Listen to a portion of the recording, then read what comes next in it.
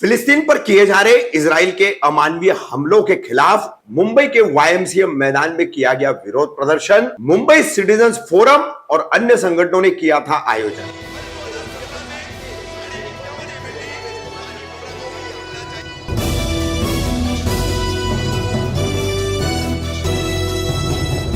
रफीक कामदार, हिंदुस्तानी reporter में आपका स्वागत है। शनिवार 9 दिसंबर को दक्षिण मुंबई के आगरीपाड़ा परिसर के वाईएमसीए मैदान इजराइल के विरोध में और फिलिस्तीन के समर्थन में मुंबई सिटीजन्स फोरम द्वारा एक विरोध प्रदर्शन का आयोजन किया गया था। किस तरह से ये विरोध प्रदर्शन था, कैसे लोगों की इस विरोध प्रदर्शन में उपस्थिति थी, साथ ही इस प्रदर्शन में आई महिला समेत मुंबई सिटीजन्स फोरम के जिम्मेदारों ने इस विरोध प्रदर्शन को लेकर और फिलिस्तीन के समर्थन प्रदर्शन को लेकर क्या कहा, सुनिए। दुआ, मुझे खुशी है कि आज की इस कामयाब तरीन तहरीक में दुआ को एक बड़ी जगह दी गई और बड़ा हिस्सा है इसमें, और हमें उम्मीद कामिल है कि इंशाअल्लाह हमारे उठे हुए हाथों को अल्लाह तबारक व तआला बाद इजाजत में जगह अता फरमाएगा। उससे पहले सिर्फ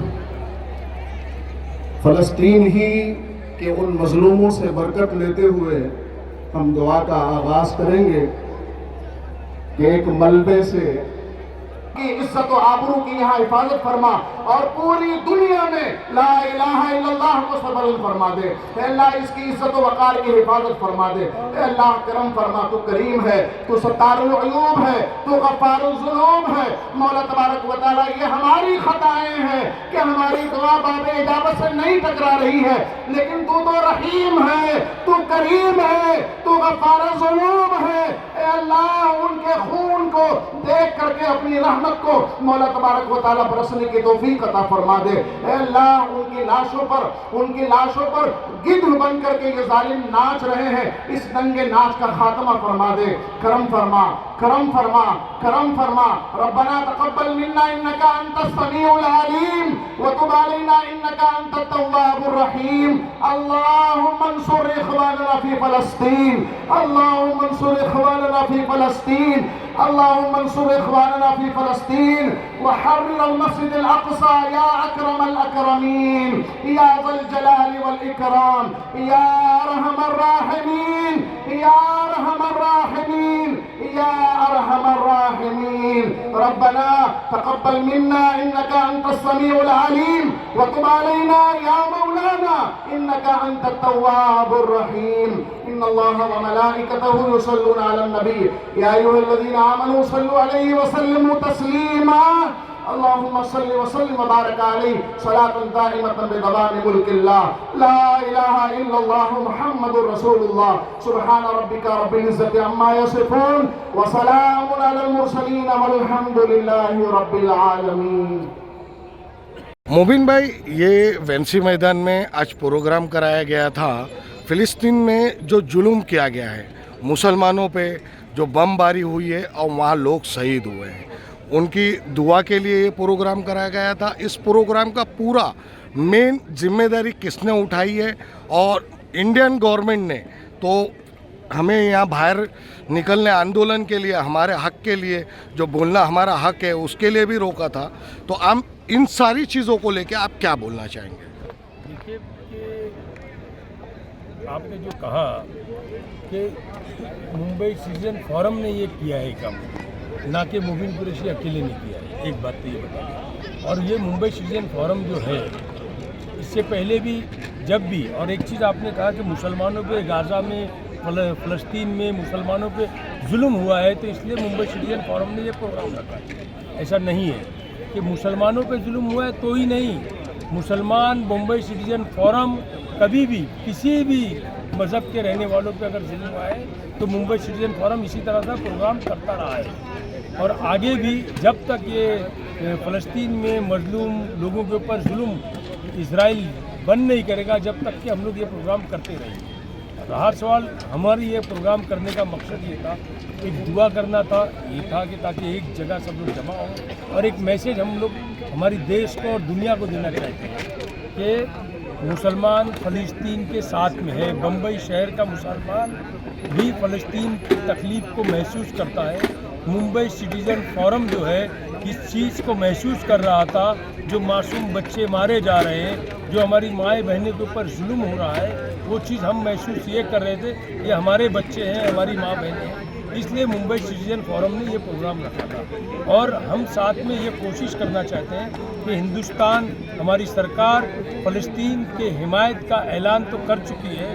हम चाहते हैं कि हमारी सरकार बढ़कर, सबसे पहले आगे बढ़कर ये कोशिश करे कि फ़लस्तीन में, गाज़ा में जो इसराइल का जुल्म हो रहा है, उस जुल्म को बंद कराने में सबसे पहल कदम अगर कोई उठाए तो इंडिया गवर्नमेंट उठाए। ये हमारी कोशिश है, एक छोटी सी अपील है और हम ये समझते हैं कि मुंबई सिटीजन फोरम ने ये पहल की है। पूरे हिंदुस्तान में इस तरीके का मुहिम चलेगी, जब तक चलते रहेगी, जब तक फ़लस्तीन में मजलूम लोगों पे जुल्म इसराइल बंद नहीं करता, जब तक हमारा ये आंदोलन चलता रहेगा। लगातार मुसलमान कहते हैं इस्राएली प्रोडक्ट जो है वो बंद करना चाहिए। या अक्सर देखा जाता है कोई जंग छिड़ती है या कुछ होता है जब भी मुसलमान जागता है, तो ऐसे मुसलमानों को आप क्या कहना चाहेंगे? ये ऐसे टाइम ही क्यों याद आता है? इसके पहले हम क्यों नहीं इसकी तैयारी करते? जुल्म तो ये बरसों से करता आ रहा है, ये बात सही कही आपने, लेकिन ऐसा नहीं है कि सारे मुसलमान इस चीज़ का यहूदी प्रोडक्ट का इस्तेमाल करते हैं।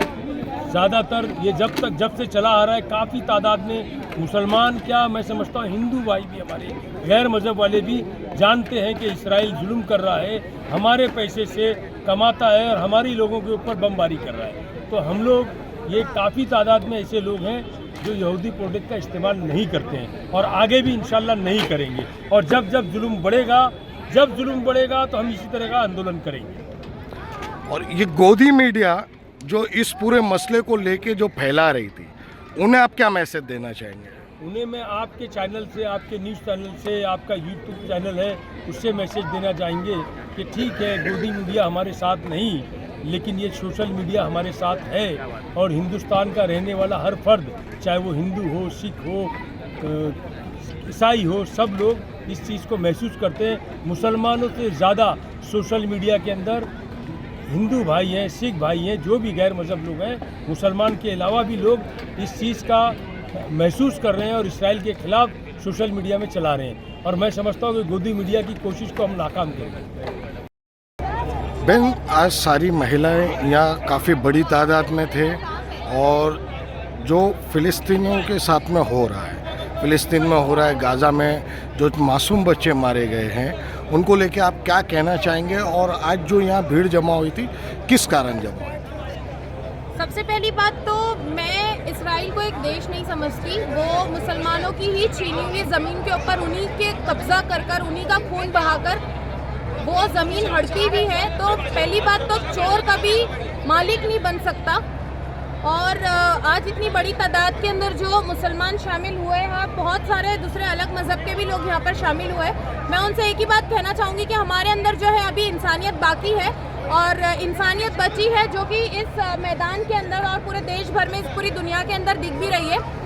मैं एक चीज़ कहना चाहूँगी कि जंग अभी रुकी नहीं है और जो लोग बोलते हैं कि हम क्या कर सकते हैं, तो ये 8 मिलियन लोग अगर घर के अंदर सिर्फ बैठकर ये बोले कि हम क्या कर सकते हैं, तो कुछ नहीं होने वाला। लोगों को रोड पर निकलना पड़ेगा, बोलना पड़ेगा, भले ही वो कैमरे के सामने आइए या फिर सोशल मीडिया पर तूफान खड़ा कर सकते हैं। हम वो तमाम वॉलंटियर से गुजारिश है वो स्टेज पर आ जाए, पर हमारी माँ बहने भाइयों को जाने दीजिए। तमाम वॉलंटियर से गुजारिश है वो स्टेज पर आ जाए। बाइकॉट फिलिस्तीन और सारे जो प्रोडक्ट्स हैं उनको बॉयकॉट कीजिए और डे टू डे जो लग्जरियस हम लाइफ में ऐसे कॉफ़ीज़, मैकडॉनल्ड्स जैसे जो ब्रांड है, KFC जैसे जो ब्रांड है, हम कॉफ़ी पीने जाते हैं, ऐसी बहुत सारी इसराइली जो ब्रांड्स हैं, उस चीज़ को भी बॉयकॉट कीजिए। देखिए बहुत सारे देशों के अंदर और बहुत सारे जो कंट्रीज़ हैं उनके अंदर ये सारा बॉयकॉट होकर जो उनके तो पूरे शेयर्स गिर गए, वो निश्तो-नाबाद हो गए। और जी मेरा एक अहम सवाल है, पहले सारे वॉलंटियर से इस मसले को लेके जब तक ग्राउंड हिंदुस्तान सबसे पीछे था, पूरी लेन हिंदुस्तान ने कोई कदम नहीं उठाया। उसके और बाद में खुसूसियत दुआ होगी वॉलंटियर्स की, मगर उसके लिए आपको कॉल दिया जाएगा, ठीक है? मगर अभी तक अपनी लेन पकड़ के खड़े रहो, चटपट। हिंदुस्तान ने मुसलमानों को यहाँ पर ना आंदोलन करने दिया, ना कुछ करने दिया और रोका गया।